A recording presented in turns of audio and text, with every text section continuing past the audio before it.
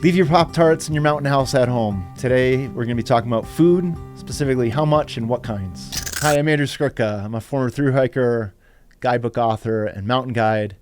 This is a weekly video series that I do at the Trek. If you have suggestions for future topics, please leave a comment. Or if you have questions about today's video, also please leave a comment. Finally, of course, please like and subscribe. The biggest mistake I see is that people just pack too much food. We have a tendency to pack our fears, and most people have some fear of being hungry. So as a result, they just pack too much food and they carry it around with them for the length of their trip and get back to their car with food that they haven't eaten. The other mistake that I see, and this is on the flip side, is that people use backpacking trips maybe as a form of weight loss. And that's also a big mistake, because when you go out there with not enough food, you're underfueled, so your energy level isn't there. You're not recovering overnight like you should be. And then I think that maybe the biggest problem with not carrying enough food is that you're just not that pleasant to be around. When I'm planning out my food for a backcountry trip, I have two goals. One goal is just to have the amount of calories that I need, and that's to make sure that I have energy throughout the day, and also to make sure that I'm pleasant to be around. The other goal that I have is to have with me enough protein so that I'm recovering at least partially or mostly at the overnight, and I can wake up again in the morning and repeat without feeling like I'm breaking down over the course of a trip. I think that not taking enough protein with you is easy to do. Protein doesn't come in a lot of forms easily accessible in the backcountry. The most efficient form is going to be a protein bar like this one. You're not pulling into camp and making yourself like a steak or a cheeseburger, right? If you don't have enough protein with you, you're not recovering during the day, you're not recovering overnight, and you'll feel like your body is breaking down over the course of a trip. A good guideline for the amount of protein to have is at least 1 gram of protein per 1 kilogram of body weight. But if you increase that number, 1.2, 1.3, maybe even 1.4, that will get better results. The range that we recommend to our clients is between 18 and 22 ounces of food per person per day.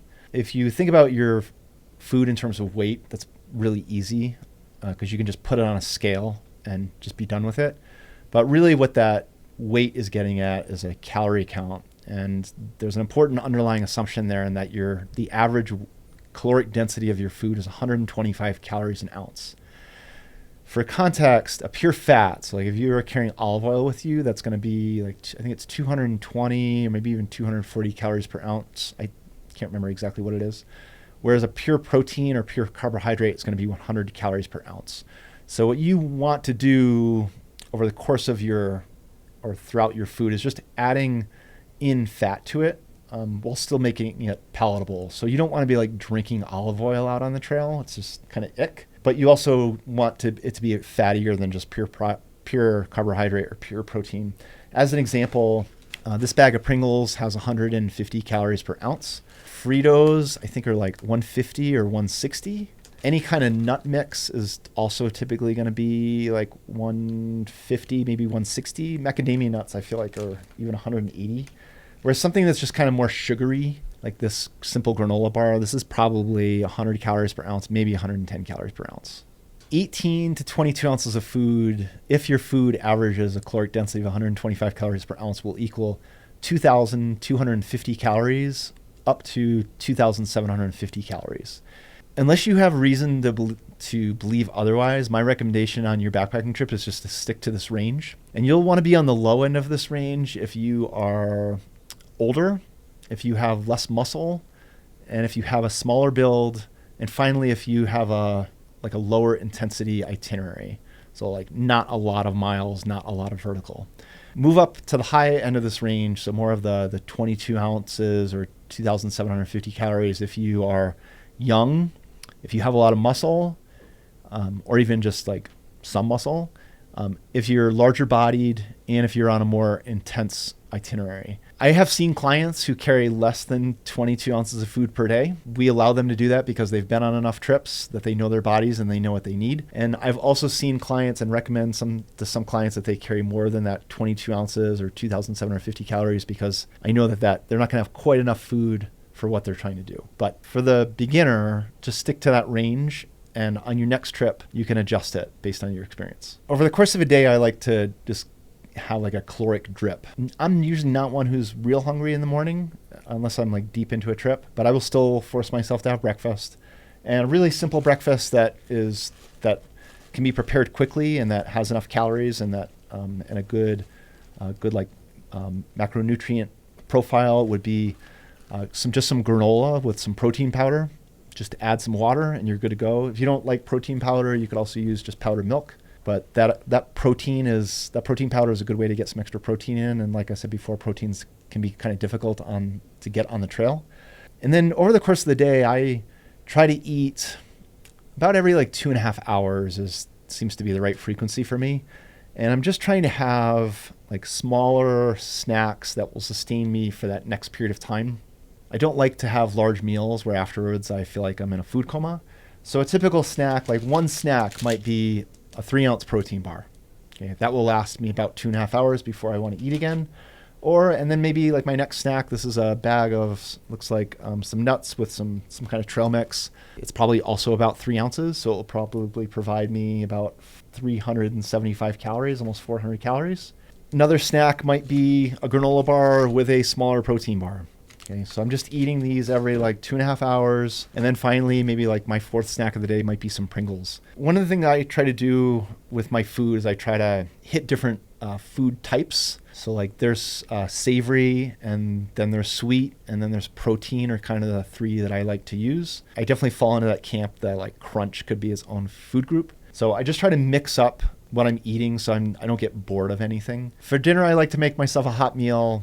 For me, it's sort of like a treat. I find it to be a lot more satisfying than cold soaking. I brought with me today a couple of my favorite meals. This is such a favorite that I made a t-shirt. So this recipe has kind of become famous. This is the beans and rice. So I believe that the ratio is 2 ounces of dehydrated black beans or refried beans, and then 1.5 ounces of instant rice. Go ahead and cook that up. Add a generous amount of taco seasoning. Top it with some Fritos. I think in our guided trip recipe, I think it's 1 ounce of Fritos on top. And then also add some cheddar cheese. And about 1 ounce of cheddar cheese. So that would be that's one of our famous dinners. It's delicious. I've never gotten tired of it. It has some protein. It's salty. It's really wonderful. Another meal that we like to make in this bottle is a peanut sauce. So it's peanut butter and toasted sesame oil and some soy sauce and probably also some kind of acid too, maybe some lemon juice. And then we just add that to a packet of ramen noodles. Remarkably, ramen noodles, 150 calories per ounce. So this is another fantastic combination of food. You can pack smaller amounts of peanut sauce, they could go in a smaller bottle, but this definitely is a little bit more of a group food item. Well, I think the thing about Pringles, if you pack them right, it is pretty awesome on day 6 of a backcountry trip to pull out Pringles that aren't crushed yet. It feels like you're at home. Everyone kind of has a go-to snack. The snack that I never really get tired of is going to be I'd say in general most forms of chocolate, but I do find that the peanut butter M&M is it is my single favorite snack while I'm out there. But your mileage may vary. For other people, it might be something totally different. So you've started talking about food weight versus caloric density. If you know you're heading out on a crazy strenuous backpacking trip, are you changing what food that you're bringing with you? Or are you still bringing some of your favorites?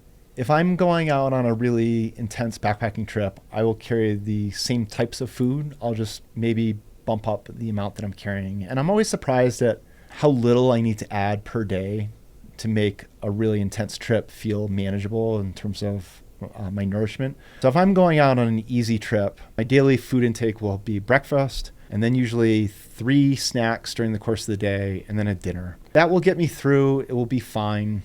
Maybe if it's a longer itinerary but still sort of mellow on the intensity, maybe the second half of the trip, maybe I'll bring 1 extra snack per day.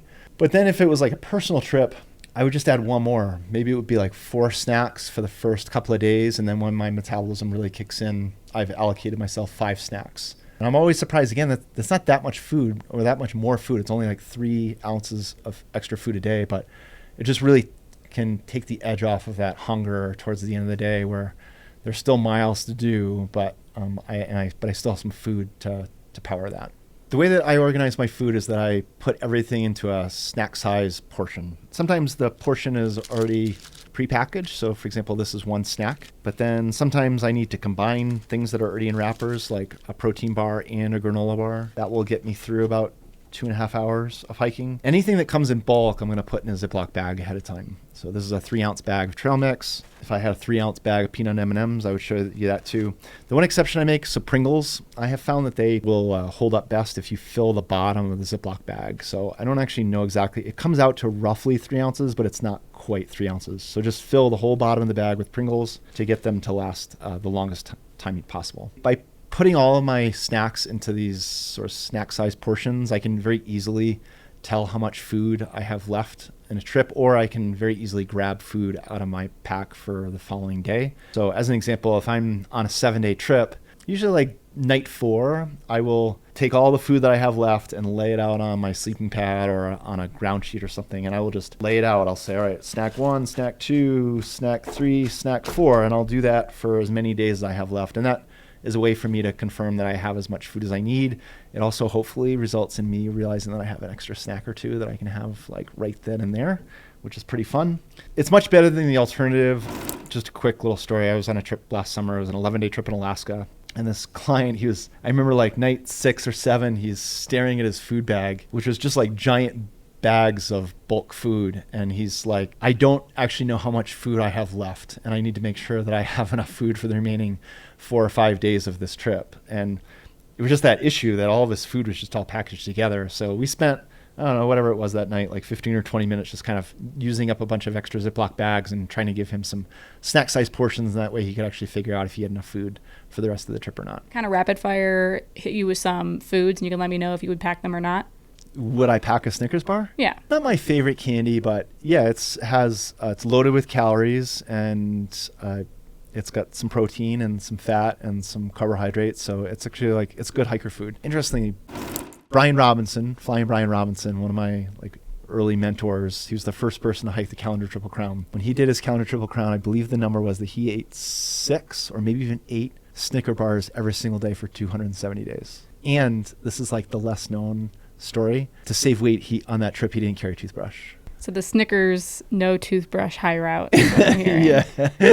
Yeah. Snickers plus toothbrush. Yeah. And floss. How do you feel about a honey bun? Wouldn't take it. Yeah. Too sugary, too carby. I think I would probably burn through it. It would give me like a really quick sugar high, and then I'd be feeling that blood sugar spike. Gummy worms? Gummy worms. So yeah, it's funny you say that.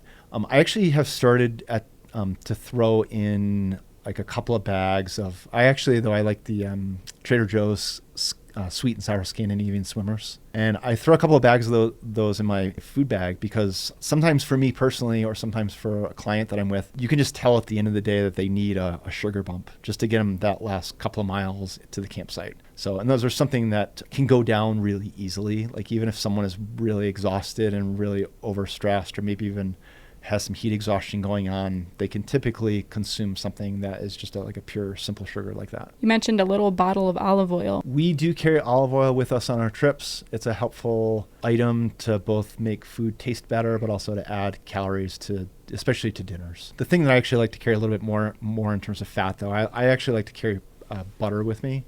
Butter doesn't quite have the caloric density of olive oil because it has some, I guess it'd be like some milk or some water in it. There are many things that taste a lot better with butter. So for example, one of the breakfasts that we make, it's cheesy potatoes, and it's equal parts instant dry potatoes, cheddar cheese, crumbled bacon, and butter. So it's basically 4.5 ounces, and it's like 1 ounce to 1.5 ounces of each of those items.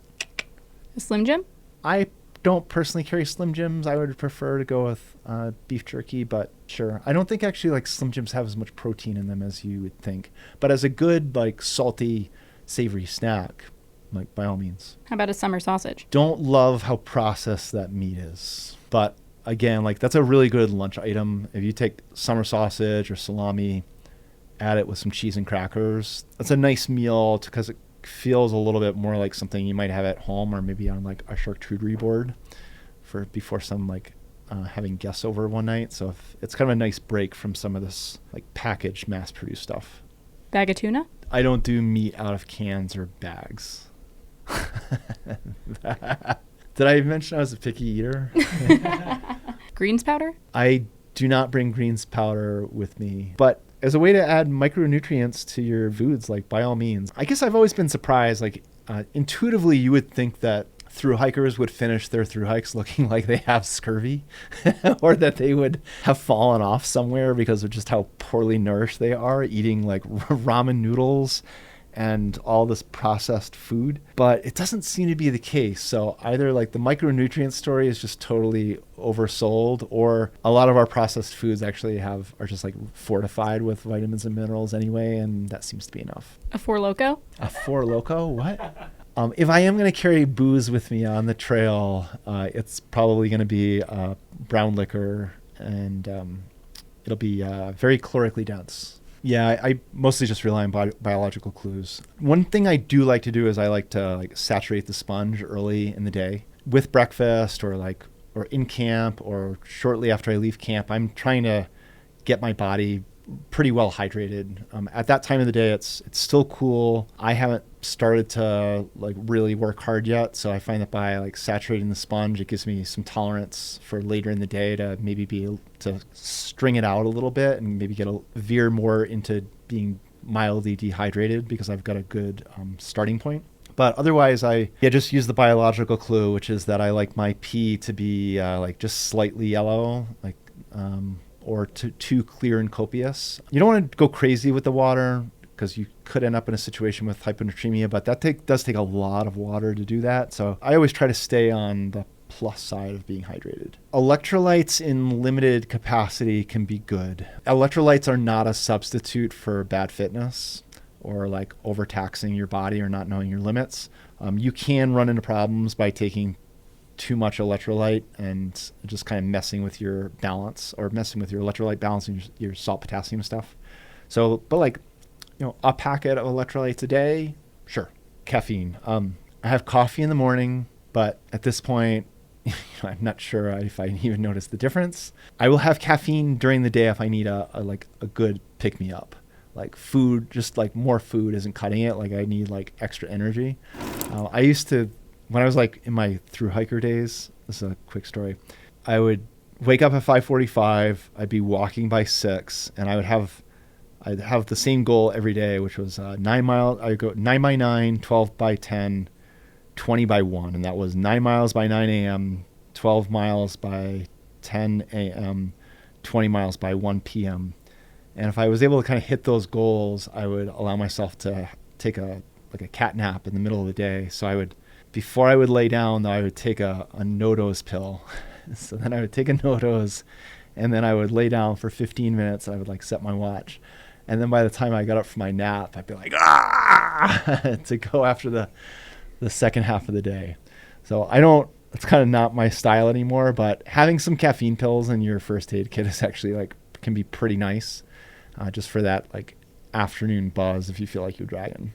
Thanks for watching. This is a weekly video series that I do with the Trek. If you have suggestions for future topics, please leave a comment. Also, of course, make sure to like and subscribe. If you are dying to know what beans and rice taste like, there is a recipe up on my website, or consider joining one of our guided trips. We'll see you next week.